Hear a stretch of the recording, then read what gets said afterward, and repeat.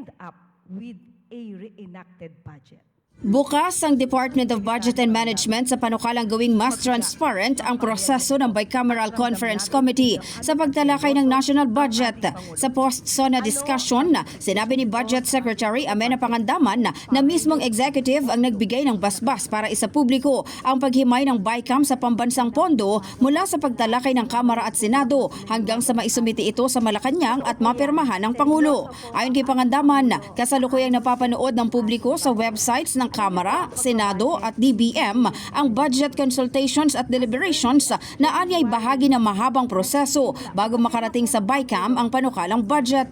Suportado rin ng DBM ang pagtutok ni Pangulong Ferdinand Marcos Jr. sa kanyang SONA na tiyaking tutugon ang pambansang pondo sa malalaking problema ng mga Pilipino. Kasabay nito nanawagan ng DBM sa mga mambabatas na sundin ang direktiba ng Pangulo at pag-aralan ng mabuti ang mga ipapasang budget proposals ng mga ahensya para sa taong 2026.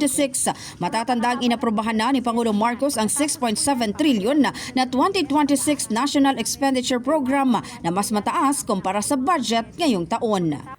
Unang-una po, nauna po ang eksekutibo na magsabi na kung maaari ibuksan ang ating bicameral o ang proceedings ng ating budget deliberation mula sa simula hanggang sa dulo hanggat ito po ay makaabot sa Office of the President hanggat ito ay mapirmahan ng ating Pangulo. So, ang gusto po sana natin makibahagi ang ating mga kababayan, lalo na po ang ating mga kabataan, para malaman po nila kung paano ang paggawa ng budget at saka kung paano po ito matatapos. Sinimulan natin nang ito ay bukas sa tao, hanggang sa matapos po ito po ay bukas sa tao. In the heart of changing lives, ako si Brigada Maricar Sargan ng 105.1 Brigada News FM Manila, The Music and News Authority.